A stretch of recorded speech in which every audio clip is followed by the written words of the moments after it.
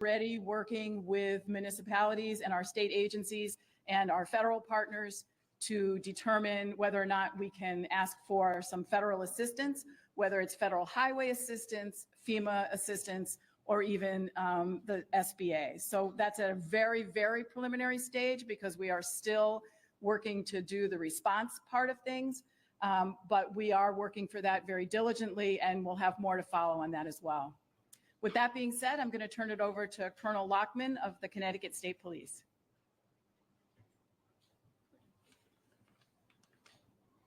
Good afternoon, everyone. I'm Colonel Daniel Lockman, Commanding Officer of the State Police, and I'd like to provide you an update with the flooding that occurred within the state, specifically the town under Connecticut State Police jurisdiction that received the most impact, which was Oxford. The rainfall caused significant flooding and has resulted in both loss of life, damage to property, and has impacted the towns with a substantial number of road closures. Last night, the Connecticut State Police assisted with assets and in personnel in the rescue efforts to extract those who are stranded in Kettletown State Park, as well as Jackson Cove on Lake Zor. The only access to rescue was by boat. The efforts were successful and they were evacuated to a shelter in Southbury. Yesterday, it was reported that 2 women were swept away by floodwaters in the town of Oxford. 2 individuals have been located today, and it's believed that the recoveries were of the individuals witnessed and reportedly swept away by floodwaters. At this difficult time, our thoughts were with the family of the deceased. I want to assure you that the State Police remains on scene as this remains an active and ongoing incident. Our canine search and rescue teams and a drone team are in the staged in the town of Oxford, and we are ready to help with the search and recovery efforts. Our aviation unit believes that there's a window this afternoon that they'll be able to get up in the air, and they will also be assisting. Oxford PD is operationally closed due to flooding. The building was successfully evacuated yesterday with no known injuries. Operations for Oxford PD have shifted to Troop A in Southbury. Any routine calls should be directed to Troop A at 203-267-2200. All emergency calls will still go to 911. Again, all emergency calls 911. State Police urge all motorists to check road conditions before driving to their destinations. Motorists should not drive over water or in roadways that are closed due to the water. Turn around and do not drown. I ask that everyone avoid the area if at all possible. And I'd like to thank our brother and sister partners at Demis, the local fire departments, local and municipal police departments, DOT, and the utility companies, among others. Any additional information will be released at cspnews.org. Thank you, and that's all the information I can share at this time. I'd like to introduce the Commissioner of the Department of Emergency Services and Public Protection, Commissioner Ronell Higgins. Thank you, Colonel. Good afternoon, everyone. As you've heard from both our state emergency management and Colonel Lockman of the Connecticut State Police, we have been and continue to work around the clock to make sure that resources are deployed. We are in constant communication with all of our partners at the local, state, and federal level. As you heard Deputy Commissioner Bergeron share, we are working with them closely on going from response to recovery. We know that working together is crucial, and that's what we do in this state. We work together with our partners all over the state on the local, the state, and the federal levels. I want to say I'm grateful for the partnerships of our emergency management teams. John Field, who's been doing an amazing job fielding calls around the clock. They have slept very little, very little. I also want to give a shout out to our first responders who supported those community members in the town of Oxford over the last 24 hours in their time of need. I just want to say that we will continue to work with all of our partners, as I said before, and as you've heard, on the federal, the state, and the local level, to make sure that we have a well thought out recovery stage. At this point in time, I'm going to bring up our Senator Blumenthal for remarks.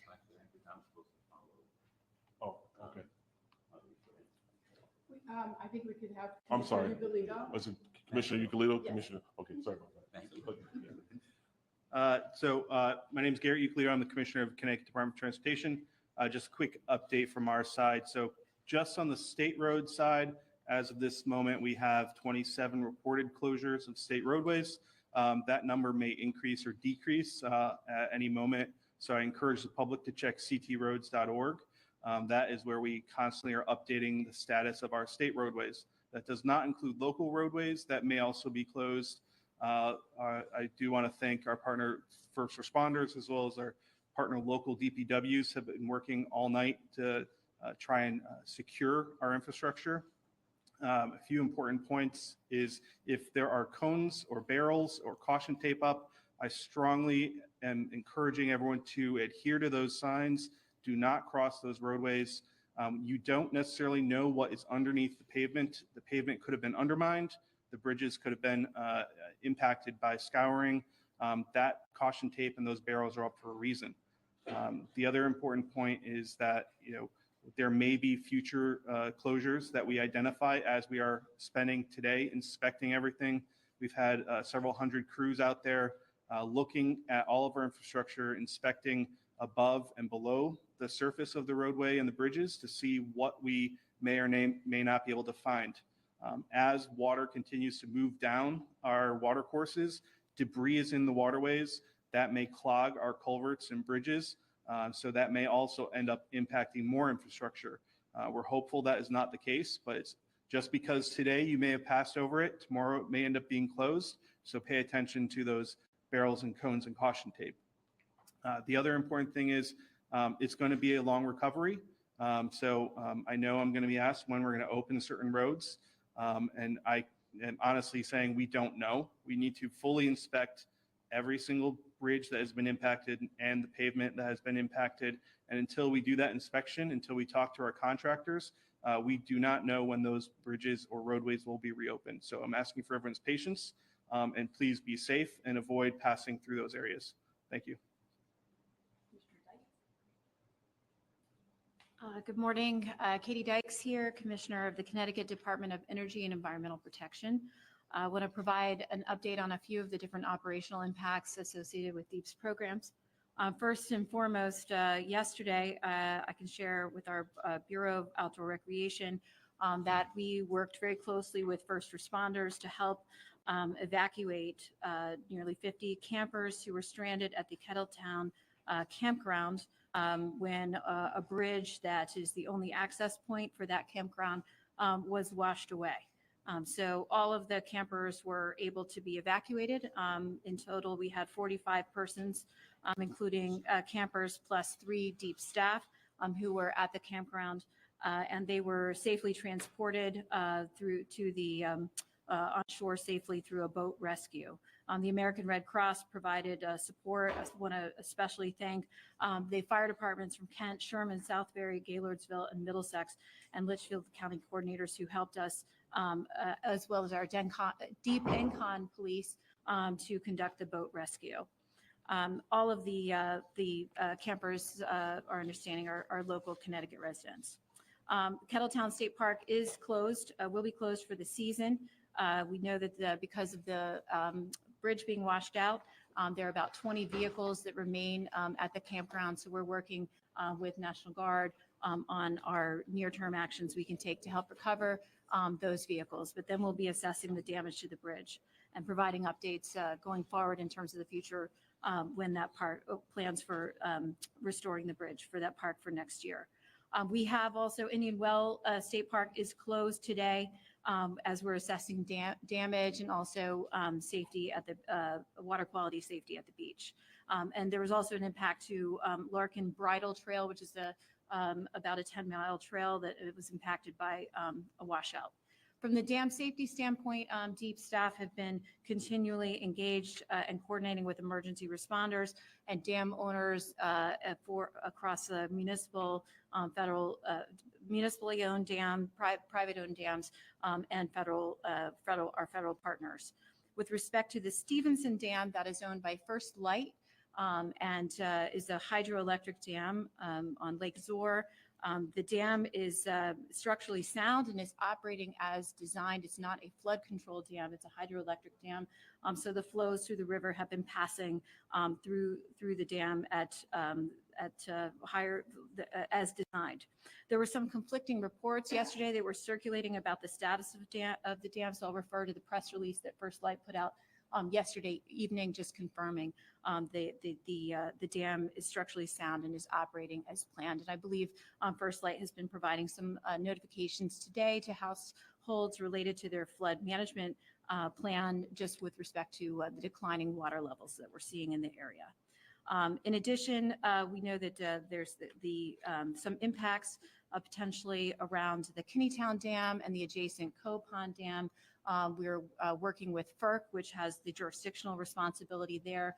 They're conducting an inspection. The issue that we're focused on there is any impacts to the structural integrity of the berm that supports the railroad line that is adjacent to that dam. So we'll be getting more data, and we can provide more updates as the day goes on. We have also, of course, through our dam safety program, we're monitoring the status and doing inspections and coordinating with owners of municipal dams and other private dams across the state that are high hazard dams or Class B significant hazard dams. We have a dam watch program that tracks any higher dams that are experiencing 25-year levels and above. And then we're coordinating, we have 2 crews working from deep today out doing inspections. We're also coordinating with private and municipal entities that are doing inspections of their dams. At this time, we don't see any imminent risk to any other dams that we've been monitoring. We will be working to provide for emergency permitting authorizations for any maintenance that's needed across any dams that may have been impacted.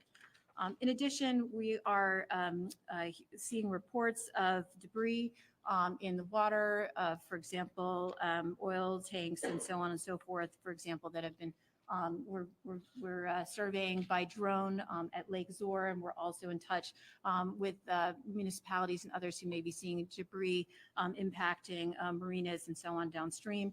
We have our drone system working from our emergency response unit and in coordination with EPA Region 1 to assess any hazardous debris that may be in the water. We urge anyone, if you see anything or have questions or need response, to contact Deep Dispatch at 860-424-3333.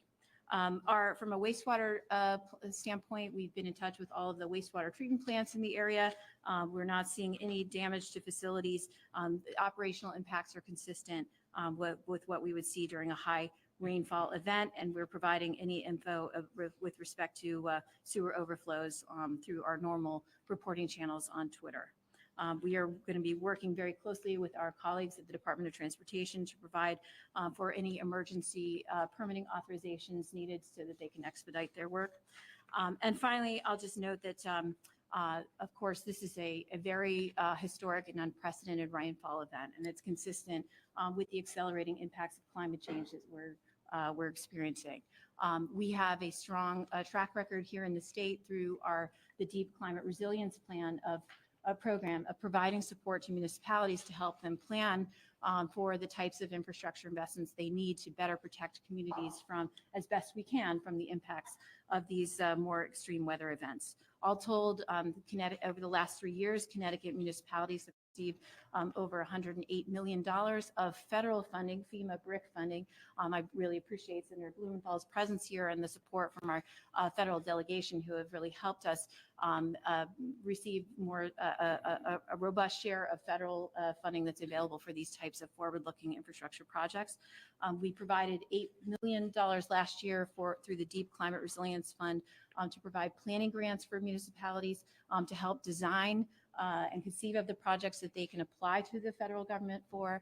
And that included about $700,000 in an award to Waterbury, and then another roughly $700,000 to the Naugatuck Valley COG to support planning for stormwater management projects that can help support this region.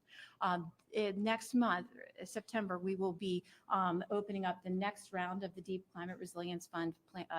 We have $75 million in bond authorizations that are provided by the legislature, and we'll be putting that out for proposals from municipalities to support additional planning grants so that they can conceive of projects, but also for the first time providing match funds because the FEMA program requires a state or local match. So we'll be inviting municipalities to apply for those match funds so that they can pursue the next round of FEMA funding that will be opening up, we understand, in September. Sorry for that. There's a lot going on at DEEP, but thank you for that. Thank you, Commissioner Dykes. Before we move into our legislative partners, can we hear from First Selectman George Temple? Thank you. Thank you all for coming today.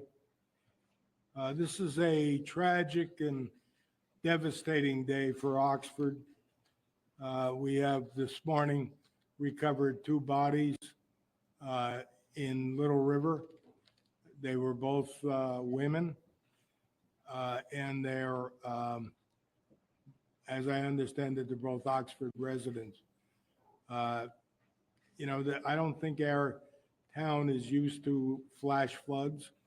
And, you know, a lot of people did the absolute wrong thing, which was try to drive through without knowing what was on the other side. But our prayers and thoughts go out to the families of these 2 women. Many of us who worked all day and night were struck by the power of the raging Little River. And, you know, you think a name like Little River, it wouldn't be that bad. The Route 67, where many of you came up, was about 4 to 6 feet deep and very, very tumultuous current. And you can see the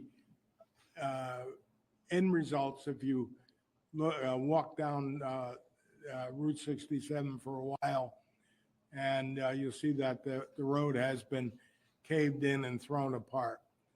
Additionally, of course, we had several businesses that were severely damaged, and many cars were totally wrecked. Yesterday's storm left people stranded. We rescued 30-plus people from Jackson Cove, which is our beach for Lake Zor. And they were there for a birthday party for a 2-year-old child. And that included also a child that was 5 months old. We were able to, at about 10 o'clock last night, evacuate everyone safely to Southbury by boat. The entrance to Jackson Cove has been totally washed out.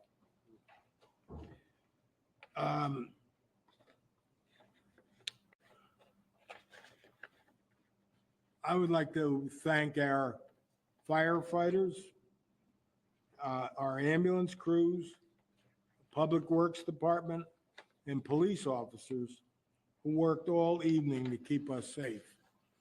And, you know, I was there, and I'm proud to have such men and women serve the town, and I am proud of our civic leaders who serve the town with such dedication.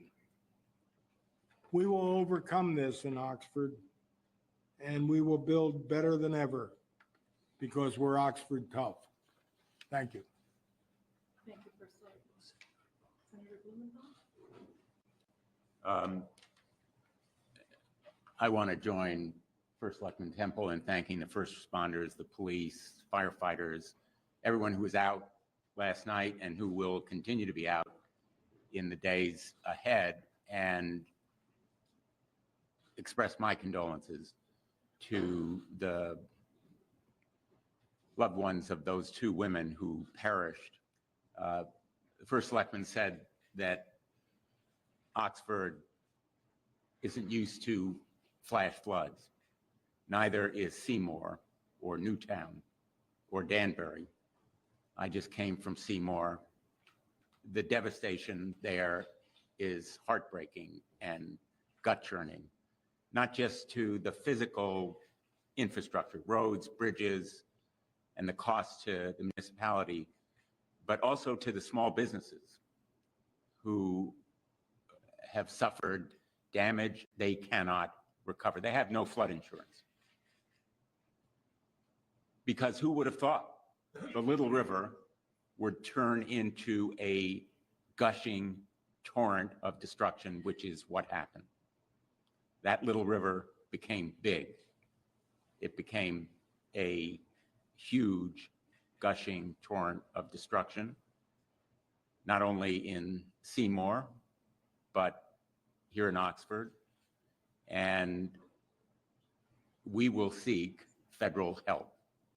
Be absolutely sure we will seek federal aid. They're entitled to it. These communities have suffered an otherwise irreparable cost and damage, and there are programs available. The federal disaster declaration, which the governor, I'm told, is seeking, we've talked.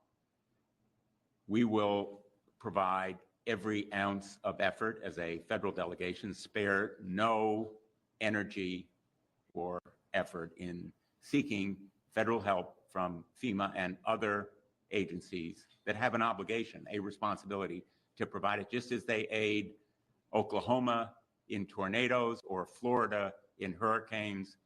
These flash floods here are equally destructive, not only to life and well-being, but also to property.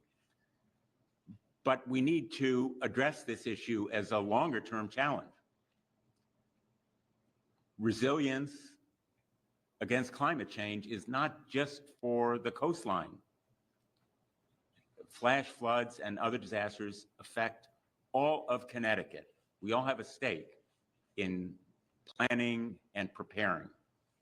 And that's why the federal government is providing those 50 or more billion dollars for the nation as a whole, and hundreds of millions, and I hope eventually billions of dollars for Connecticut to prepare, plan, and prevent the kind of damage that we saw here, the destruction that can wreck lives and businesses and tear apart communities. In the meantime, we will be working for resilience programs that invest in stronger infrastructure so that the Little River is contained when it threatens to overflow and do this kind of damage. There's no mystery here as to what is required to prevent these kinds of destructive disasters in the future. It is investment in the physical stuff that contains and constrains these natural disasters. I hope that folks see the great work that our agencies are going to be doing out there. When you see those cones, slow down, move over. It applies to the big highways, but also to 67 and 34 and 188, which are going to require a lot of work. You'll see those cones out there for a while. Slow down, move over. The guys working out there are doing a job under difficult circumstances. And the state police who are out there are also doing their job.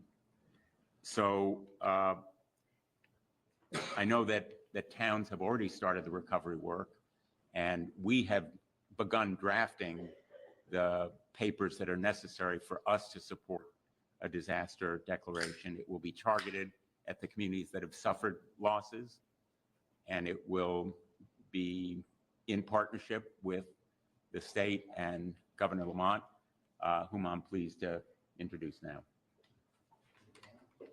Or we could hear from our local representatives. Let's start with Representative Labriola. As the local state representative here in Oxford, I live just right around the corner. I can tell you that the people of Oxford, we're hurting and our hearts are breaking. So we need a lot of help. And we're just really moved by the response by the governor, by our senator, the federal and state authorities, our agencies, our commissioners who are here, and their staff. And we're just so pleased and thankful for all the good work that they've already begun, because we need it. We need it now, and we're going to need it for the next few weeks and months ahead. Thank you. Thank you, Representative. Good afternoon, everyone. Thank you all for being here. I also offer my condolences to the two Oxford residents who were tragically lost as a result of this historic flooding. Some people have called this a 1,000-year storm. I'll remind those of you that are old enough to remember that 69 years ago yesterday was the flood, the Great Flood of Waterbury, which put the downtown Waterbury and all of these valley towns underwater. I'm thrilled to see that we have our members of our federal delegation in Washington here. We have our governor here who interrupted his plans to be here in Oxford. I had a conversation with the governor. We have an agreement, if you will, that the state will provide through its agencies all of the resources we need to get Oxford back on its feet. Oxford got sucker punched yesterday and then taken out at the knees. Our infrastructure is broken. Our main highway that runs through this town is broken. We have a loss of life. We have a loss of businesses. We have people that have had significant damage to their homes. And we will need the full strength of the local government and the state government and the federal government to fix this beautiful town and get it back running in the right direction again. But thank you for being here. Thank you, Governor, for making this a priority today as well. Thank you. State Senator Tony Huang. I represent Newtown and Bethel. I want to thank the governor for interrupting his vacation to be here. It is important to have the leadership show. It does matter. My heart goes out to the people of Oxford and the loss of life, but this was a region that got hit in a devastating sheer force and a show of Mother Nature's power. When we talk about the rainfall, I just checked. The average rainfall for Oxford and Newtown for the month of August is about 3.5 inches. We got over a range of 12 to 16 inches of rainfall this past weekend. It is a catastrophic amount of rain. No infrastructure could accommodate it. That being said, what I saw today in going out with law enforcement and first responders and getting firsthand view of the devastation is, it is not just what you see in the pictures. It is the infrastructure damage that we don't see. I sit on the Transportation Committee. I want to echo Commissioner Euclidito's reiteration that if there are blocks and if there are detours, respect it. Do not be sightseeing to get that photo or get that video, because the structure is unsound. It is truly, first and foremost, a public safety concern. I think the second point is the fact that we are going to need collaboration from all sectors of state, local, and federal. I'm so grateful. I'm going to repeat again. I'm grateful that the governor has made the effort to show his commitment to the residents that I represent. But I think the second point is also for us. I know I speak for Senator Berthel, Senator Kelly, and Senator Harding, who will speak afterwards, is we have reached out and asked for the federal government to declare this region a disaster area so we that can get the federal funds that are necessary for restoration of infrastructure and also be able to salvage and support those families and lives that have been disrupted. This is what we do as legislators. We are here to advocate for our community, but it can't be done without the agencies and the first responders and the people that make the entire system work. So I'm happy to be a part of it. Thank you for having me here, Mr. Temple. Sure. And I think it's important. Every one of our towns need to work together and help the people in need. They need it now. Thank you. I just want to echo what Senator Wong had mentioned. This is a regional issue. Obviously, it seems like Oxford, unfortunately, got hit the worst. But the eastern end of my Senate district got hit pretty hard as well. And I appreciate the governor. I appreciate all the state agencies and the federal delegation for taking this with this serious nature they should be, and doing what we need to do to build back from this. Because a lot of this state, a big broad swath of Western Connecticut is going to have a lot to build back from, unfortunately.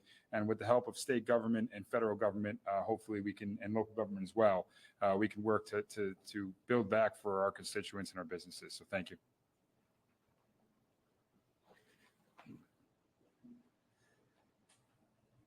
Yeah, so here we are again. And, as Eric said, yesterday, ironically, was the 69th anniversary of terrible flooding right here that devastated our towns. The Little River became a big river. And it is happening with more and more frequency. Just a year ago, a lot of us were there in the Connecticut River Valley, and they had been irrigating it due to severe drought. And there they were 2 weeks later, and the fields are all underwater. And it's just a reminder that we have to hang together at a time like this, especially given the tragedy. George, right here in your town in particular, those two women swept away. It's just incredible what happened there. And it reminds you a little bit of how we work together. I mean, starting here, George, and you working with your, fellow first selectmen and mayors, the public works department, the first responders, the first ones there. I love the regional assistants. I love the other towns coming in and providing what additional support they can as well. Brenda was there. We were on with the Emergency Operations Center, almost immediately.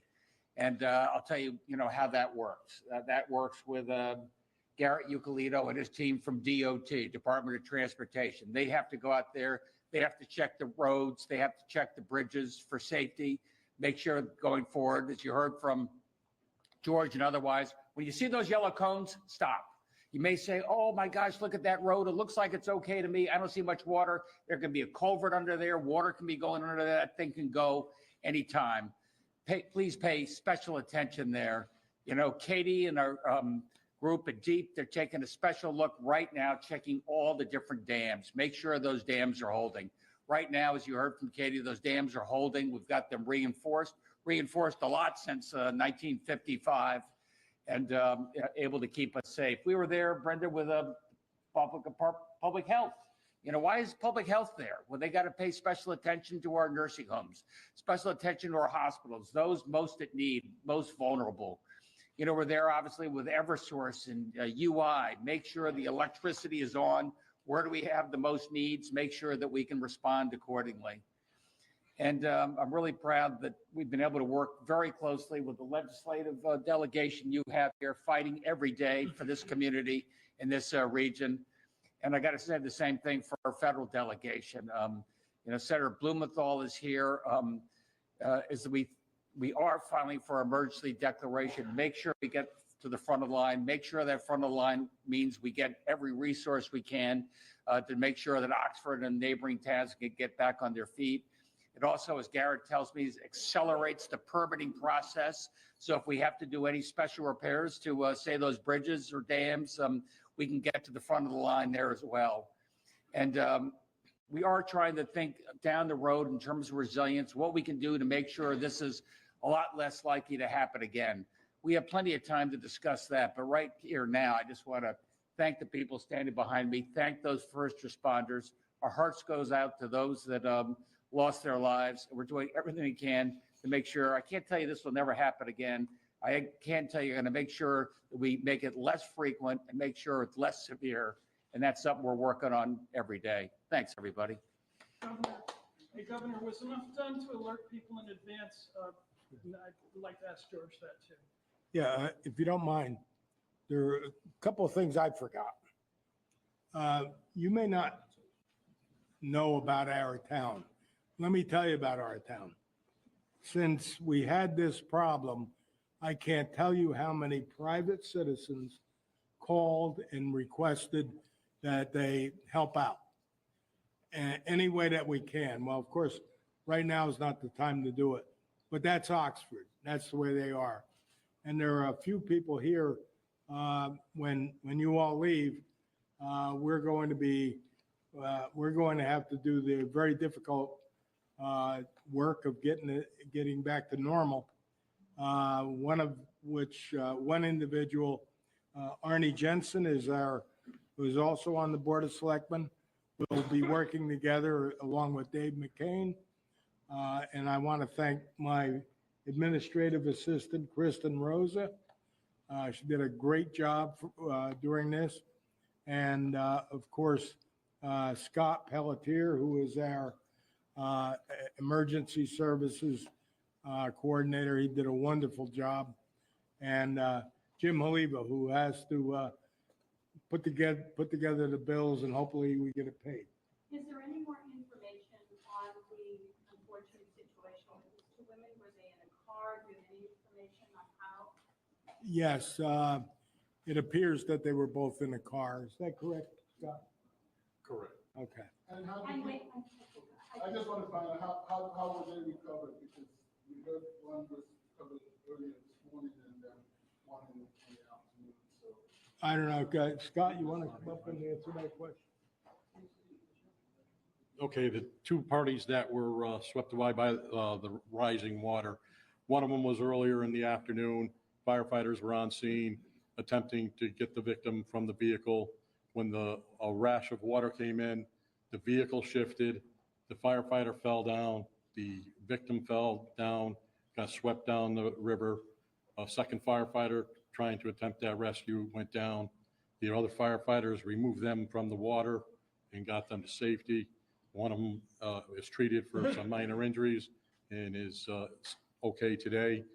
The second victim was in a vehicle, climbed out and tried crossing the water, made it to a sign and was hanging onto the sign. Firefighters were in there with a high wheel vehicle trying to get to her, and the racing water was too much for her and she got swept away. Forgive me for my confusion. So these three people were not together. Two were together. Two separate incidents, two female victims. And is there any concern with some of the water that's now in the area to homes or businesses because of the flooding? Are you concerned with that?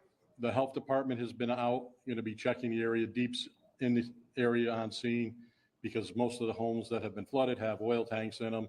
We've had dozens of propane cylinders floating down the river leaking. We've been trying to retrieve them and secure them as best we can. We've currently completed the recovery of the two victims today, early this morning, and a little while ago. So that has been taken care of. The state police are taking care of the investigation and notifying everybody on that. And we'll continue to monitor the situation and assist any residents in any way they can. Just to be clear, are there any other ongoing rescues or search for people that may be trapped in their homes at this time? No, we've checked everybody that's called in. We've been to everybody that called, checked. Everybody is safe at this time. We have no additional requests for rescue. George, was there enough done to alert the people in advance of this yesterday? How do you think about that? Well, I don't think there was enough advance notice. We get, every year we get probably 30 of these flash flood warnings. And as a result, most people ignore them. And, you know, this didn't seem like any different than any others. As soon as I was aware of that it was going to be a problem, though, we went out and fought it. The firemen were out there. So, it just came upon us like lightning. You know, as you said, 6 inches an hour. That's that's not expected here. We also saw some houses near Lake Zor and the dam. Are there a lot of homes that have been damaged? And I think you mentioned early on the insurance. Really, people don't necessarily have life insurance in that. Yeah, I mean, that could be a problem. But there was damage to homes.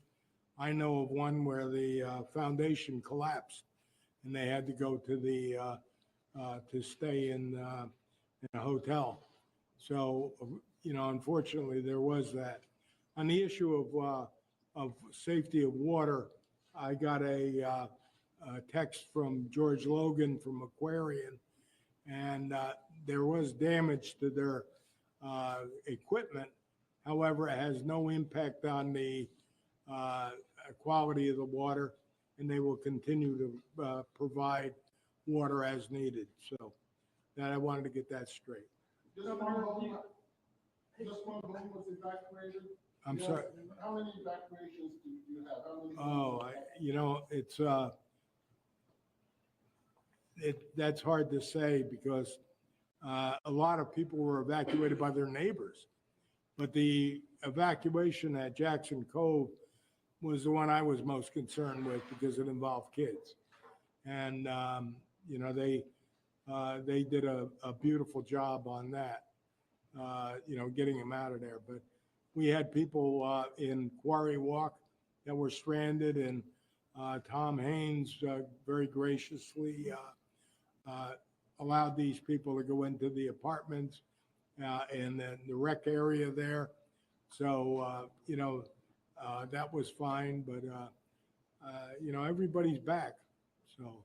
Can we talk about the collaboration a little bit? Obviously, there were a lot of, and Chief Public Hearing, this is more of a question for you, but just there were so many different agencies that came into Oxford to assist. Can you talk about that collaboration? Yeah, that's part of our standard mutual aid understanding and agreement that we have with all our local partners and the state partners. We had assistance from the Beacon Falls Fire Department because of the way the water was coming. We were cut off from getting to the south end of town, so they came in and were able to assist there. We had the Seymour Fire Department came in to assist with us on a rescue over on Route 34. We had to rescue an individual from his home. They used boats and got them out. We had the USAR team was the one that went and performed the rescue of the civilians at the Jackson's Cove, and that's one of our regional assets. Southbury has been hit pretty hard with water issues too. They had some regional assets there, and when we were running at the height, they were low. They sent some of those assets to us, and we were able to completely do everything we needed to do and get everybody safe. And we were able to shelter anybody that we evacuated from cars or buildings in our 3 fire stations. And as the selectman said, we were able to utilize Quarry Walk. We had 140 people that couldn't go anywhere. The roads were washed, you couldn't go. So Tom Haynes did shelter them in his apartments. The daycare that was there opened up, and we put families in there with the kids. And our Market 32 partners fed everybody, fed the firefighters, fed all the families. And it was a good collaborative effort between everybody, our public works going side by side with us, getting roads open, Eversource, getting power cut down so we can get into places. So it works as a collaborative effort. It's a lot of stuff that happens at once, and the volunteers they did a great job getting everything done and getting everybody safe. The unfortunate is we did have 2 fatalities. Just to clarify, are you guys under a state of emergency, or is there a disaster declaration officially been declared? Town of Oxford, the first selectman declared a state of emergency at 6 p.m. yesterday. Is there any assistance that you brought in for these first responders? Obviously, that's very, your job is to respond to that very exciting situation. Correct. We will handle a debriefing, and we will offer any assistance if anyone needs any assistance. There's more rain in the forecast today. How concerned are you? Some of the concerns that Commissioner Nicolito laid out with debris, damage under the roadways that people can see. How worried are you about that? We're worried about that because people do not obey anything that we put up. They don't obey the signs. They do not obey, don't drive on roads with water on them. So that concerns us, but hopefully the amount of rain that's coming will come at a moderate pace, and the basins and the rivers should be able to handle that with help, hopefully no other major issues. Governor, the timeline between the disaster declaration and federal money actually getting to these communities, what's the typical outlook for that? How fast do people expect to see those federal dollars? We have filed for the emergency declaration, and Garrett and the team right now that the weather has cleared a little bit, we're able to do a better assessment of the nature of the damage, be it to our public infrastructure, private homes, local police station here. So we'll be able to get a good bead on that and file, I think, by, within a week or so. And to, Ken's question about, did we do enough in terms of this warning? All I could say is I've been through a few of these.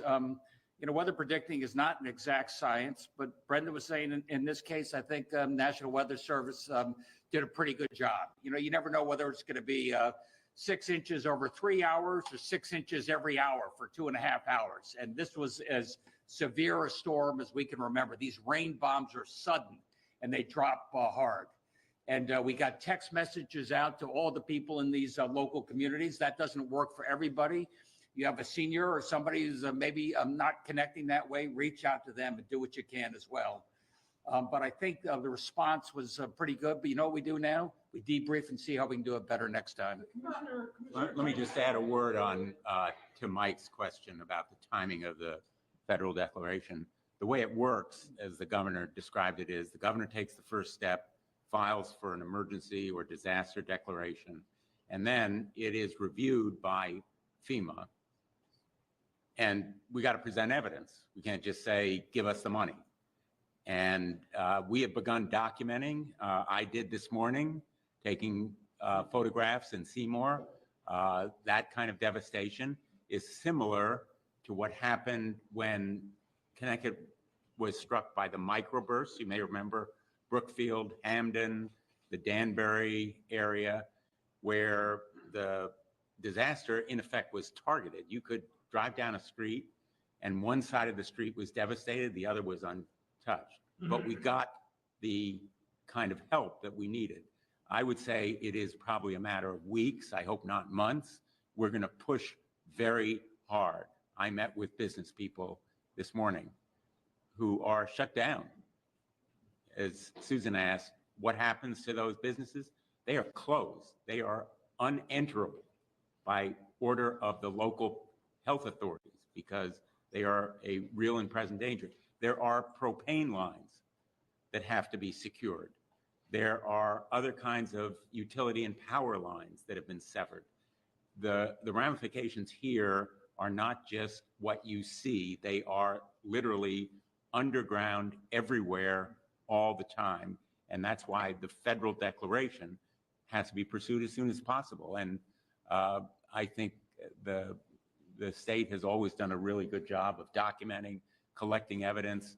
And I can tell you our delegation is going to be laser focused. We're going to be on this quest full time right away. Senator, FEMA has said that it's already run out of disaster relief funding for this year, for the second year in a row. So where is this money? They're going to find more. Come from? The nature of emergency relief and disaster aid is you find it. They have found it for other communities and states. They're going to find it for Connecticut. For the homeowners and businesses, how much does federal aid cover? Within federal assistance, how much does it? That will have to be determined, but there are specific criteria. It isn't necessarily the cosmetic repairs, more structural, and it can be part of what the municipality requests. So we're going to be as broad as we can possibly be in collecting damage relief for businesses and homes as well as municipalities, even though it is more difficult to cover those kinds of costs. Thank you, everybody. Thank you for this opportunity. Thank you.